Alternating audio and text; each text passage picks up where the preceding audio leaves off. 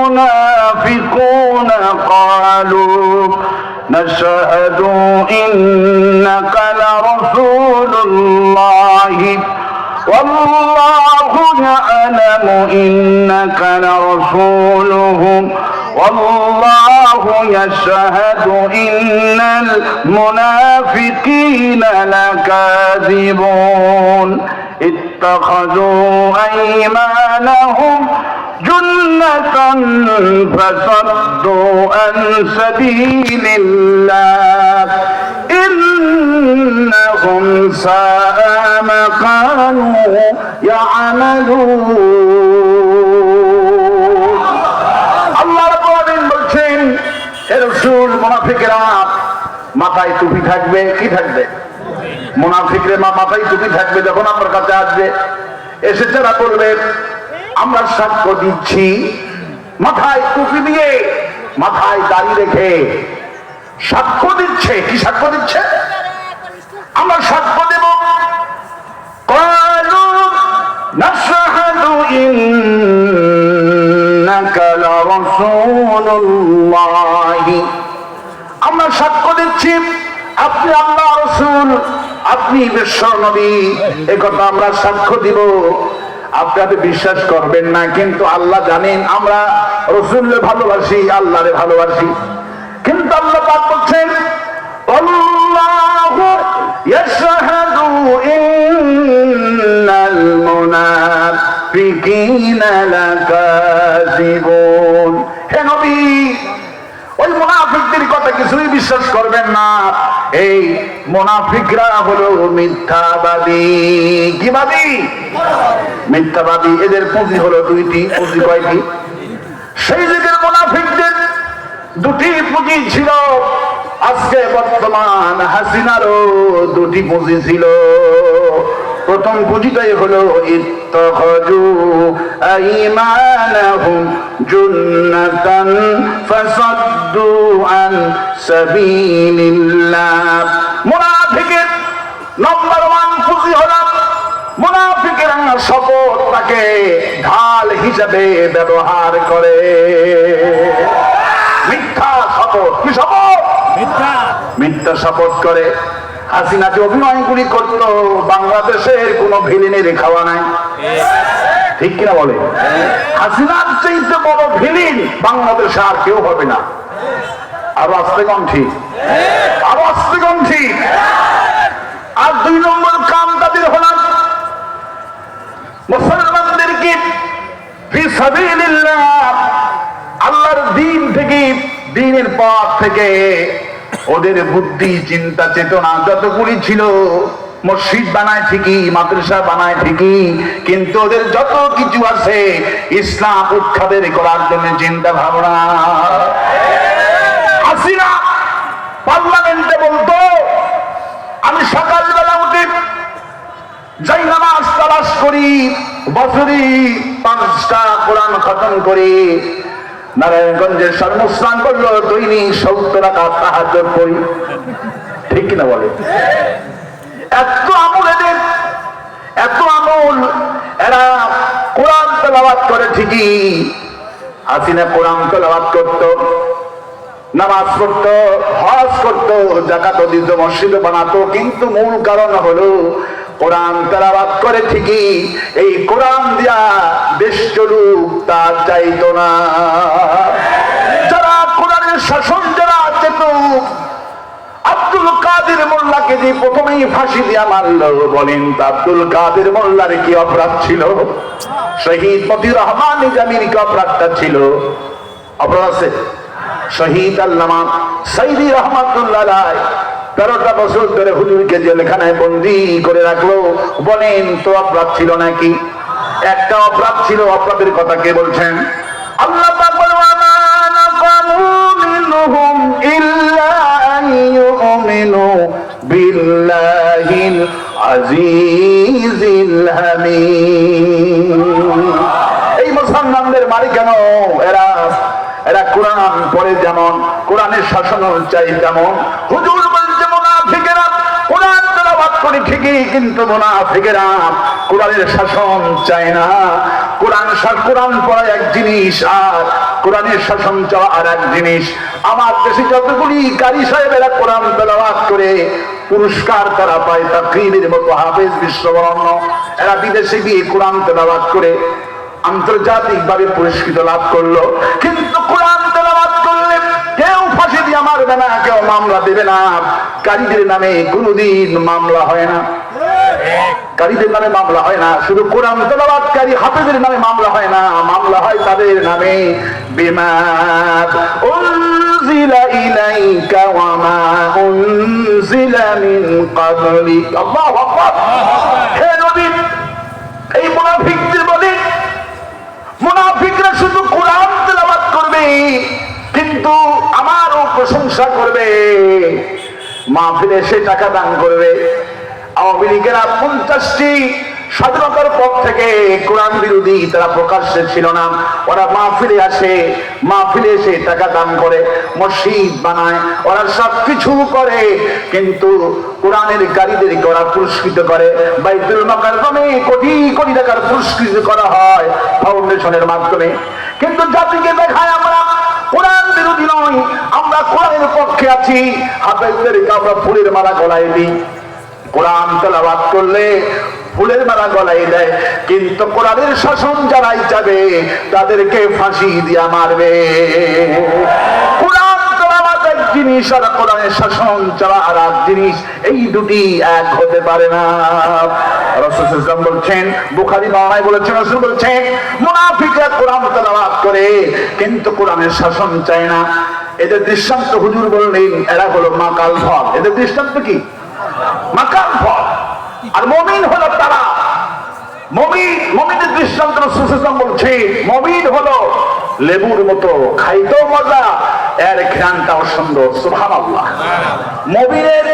মুমিন বান্দার দৃষ্টান্ত হলো লেবুর মতো, লেবু খাইতেও মজা, লেবুর ঘ্রাণটাও সুন্দর। তার মানে হলো মুমিন বান্দা কোরআন তেলাওয়াত করে যেমন, কোরআনের শাসনটা চাই তেমন, কিন্তু মুনাফিকেরা কোরআন তেলাওয়াত করে হাসিনা আমার একটা কোরআন তরির তেলাওয়াত। আওয়ামী লীগরা কোরআন পড়ত, কোরআন করে রাসূলুল্লাহ আকরামকে শরীর মিয়া দুপুর বেলায় আল্লাহ 3টার দিকে ওজা ভান্ডার আইন দিয়ে দিলেন, সাহাবীরা রে আর কষ্ট পাচ্ছিস না, আমি এখন তোদেরকে খাবার অর্ডার দিয়ে দিলাম। রোজা একটা ফরজ বিধান, কিন্তু ওজা ভাঙ্গা সেই ফরজের জন্য আল্লাহ আমি করে দিলাম। ওজাটা ফরজ, কিন্তু ওজার চাইতে বড় ফরজ হলো বদরের ময়দান। কারণ বদর যাদের জীবনে নাই তাদের জীবনে কোনোদিন কদর হবে না। লাইলাতুল কদর খোঁজে আমার দেশের হুজুরেরা, আওয়ামী লীগেরা, বিএনপিরা, আমার দেশের জাতীয়বাদের লোকেরা কদর খোঁজে, আমার দেশের ইসলামের ভাইরা কদর খোঁজে। আমি আপনাদের পায়ে হাত দিয়ে বলি, আমার ভাইরা, তোমার মুসলমান ভাইরা, যদি বদরের আকর্ষণ না থাকে কোনোদিন কদর পাবেন না। বদরের আকর্ষণ নাই, বদরের আকর্ষণ নাই, বদরের যুদ্ধবাদের কর্মসূচি নাই, তাদের জীবনে কদর জুটবে না। আর আসতে কণ্ঠী, আওয়াজ কণ্ঠী, যাদের জীবনে বদরের রাজনীতি আছে এদেরকে আল্লাহ কদরের সাথে নিদান করবে। নবী করিম সাল্লাল্লাহু আলাইহি ওয়াসাল্লাম বলছেন, লাইলাতুল কদর রাতে যদি কেউ কোনো কোরআনের কর্মী ইশার নামাজের সাথে 4 রাকাত ফরজ নামাজ আদায় করলো আর ঘুমিয়ে পড়লো, ঘুমিয়ে পড়ার পর নফল সুন্নাত পড়লো, তারাবি পড়লো, না পড়লো, আল্লাহ পাক লাইলাতুল কদর অর্ধেক সওয়াব আমল দিয়ে দিবে। আর আপনি কম সুবহানাল্লাহ। কিন্তু শর্ত হলো আগে আপনাকে কোরআনের কর্মী হতে হবে। কোরআনের কর্মী না হয়ে সূরা ইখলাস যদি রাতের বেলায় 3 বার কেন 33 কোটি বার পরে আপনাকে কোরআনের খতমের সওয়াব আল্লাহ নামাই দিবে না। কিন্তু আজ জামাত দেশে হুজুররা, আলেমেরা ফতোয়া দিচ্ছে উল্টাটা। ওকে দান করলে, ওকে যদি কেউ হাদিয়া দেন, আপনাকে সহজ আমল দিচ্ছে জান্নাতে। বিশ্বাস করুন, বিশ্বাস করুন, হুজুর যে ইসলাম চলে না, কোরআন হাদিস দিয়ে হুজুর পরিচিতি চিনতে হবে, কোরআন দিয়ে হুজুর টেস্ট করতে হবে। হুজুর দিয়ে ইসলাম টেস্ট করলে চলবে না, কোরআন হাদিস দিয়ে হুজুর যাচাই করতে হবে।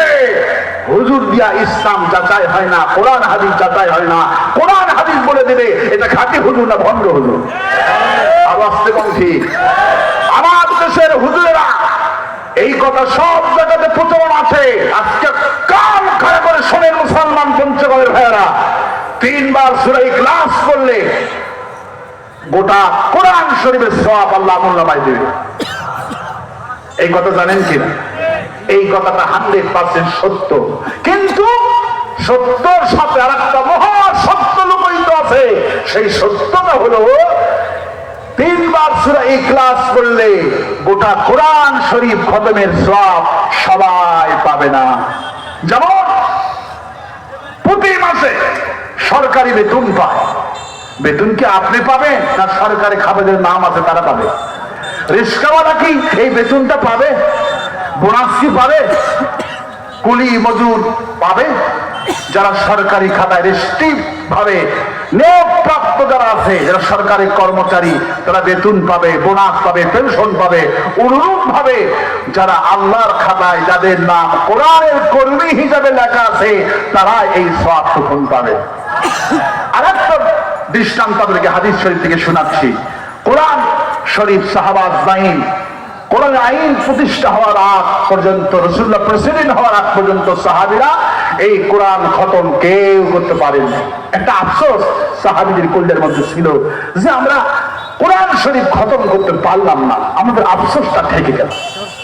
আনাস রাদিয়াল্লাহু বলেন, আমি 20 বছর লেগেছেন, আমি শুধু বাকারা শেষ করতে পারিনি। কারণ কেমনে সাহাবীরা সূরা শেষ করবে, খতম করবে? রাসূলুল্লাহ 10 বছরে যুদ্ধ করলো 80টা। কয়টা? 80টা যুদ্ধ রাসূলুল্লাহ করেছেন। এত যুদ্ধ করার পর সাহাবীরা কোরআন খতমের কোনো সময় পায় নাই। সাহাবীদের কলিজার মধ্যে একটা চিন্তা ভাবনা থেকে গেল, আরে যদি আমরা কোরআন শরীফ খতম করতে পারতাম আমাদের কলিজা শান্তি হয়ে যেত। আল্লাহ পাক বলে, রাসূল আল্লাহকে যে সাহাবীরা কোরআন প্রতিষ্ঠার জন্য চুরি করলে হাত কাটা লাগবে, এই আইন প্রতিষ্ঠার জন্য যারা প্রাণপণ লড়াই করলো, জিহাদ করলো, জান দিল, মান দিল, আমি এই লোকদের জন্য এখন আইন জারি করছি। আমি আল্লাহ খুশি হয়েছি, এখন আমি অর্ডার করছি কোন সাহাবীরা যদি রাতের বেলায়, বদরের সাহাবীরা যারা খন্দকের যুদ্ধ করলো, মোটা যুদ্ধ করলো, তবুকের যুদ্ধ করলো, হুনাইন যুদ্ধ করলো, যারা যুদ্ধ করলো কোরআন খতম করতে পারলো না, এতগুলো যুদ্ধ যারা করলেন, এদের প্রতি আমি আল্লাহ ওহী নাজিল করলাম। রাতের বেলায় যদি শুয়ে শুয়ে সাহাবীরা, কোরআনের কর্মীরা যারা কোরআন বিজয়ের জন্য এতগুলি যুদ্ধ করলো, এরা যদি রাতের বেলায় শুয়ে শুয়ে 3 বার সূরা ইখলাস পড়ে গোটা কোরআন শরীফ খতম করলে যেই সওয়াব পাওয়া যাবে, আল্লাহ সেই সওয়াব আমল নামায় দিয়া দিবে। তাহলে বলেন তো সওয়াব পালো কারা? যারা কোরআনের জন্য যুদ্ধ করলো এরা সওয়াব পাবে, আর যারা কোরআন বিজয়ের জন্য ইসলামে দল করলেন, আল্লাহ পাক বলেন, ওয়া মাইয়াবতাগি গায়রাল ইসলামি দীনান ফালাই ইউকবালা মিনহু ওয়া হুয়া ফিল আখিরাতি মিনাল খাসিরিন। এই মাইক, আমি বলছি মাইক দিতে দিয়েছেন বক্স ক্যান্সেল করে দিলাম। আমার দেশের পীর সাহেবরা মানুষদেরকে মূর্খ বানায়া, মানুষদেরকে বোকা বানায়া, এ হাল তেরা জাল হ্যাঁ মকসুদ তেরা মাল হ্যাঁ, এ আজি भी तेरा चाल है लाखों को अंधा कर दिया। আমার দেশের পীরদের উদ্দেশ্য হলো মুরিদ বানায়া, মুরিদের সংখ্যা বাড়ায়া, আর মজার মজার কিছু ফতোয়া দিয়ে মুরিদদের থেকে টাকা কামাই করানো, জান্নাতের রাস্তা দেখানো নয়। আমার ভাইরা, রাসূলের দোয়া যেখানে ক্যান্সেল হলো, রাসূলের দোয়া যেখানে মঞ্জুর হলো না, পীরের দোয়া, মুরিদের দোয়া কবুল হওয়ার কোনো প্রশ্নই ওঠে না।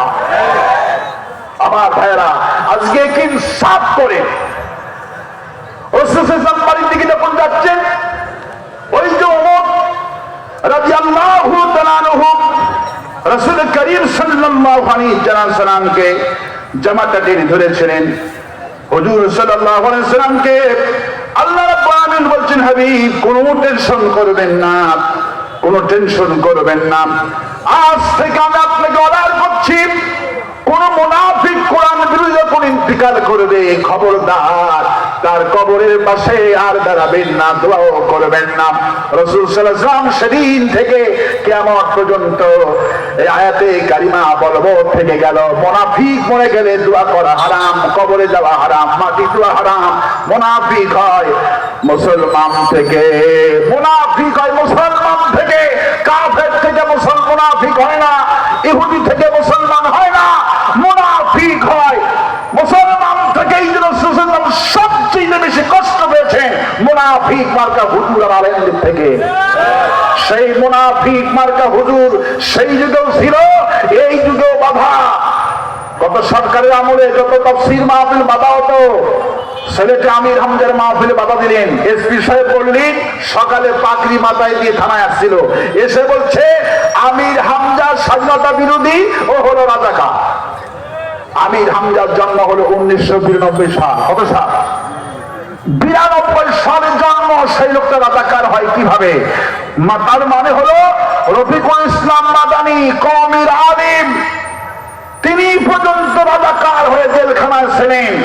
মামুনুল হক কওমের আলিম, জামাত ইসলামী করতেন না, কিন্তু তার বাপের মুক্তির বিরুদ্ধে কথা বলার জন্য জেলখানায় মিথ্যা মামলা দিয়ে পুড়িয়েছে।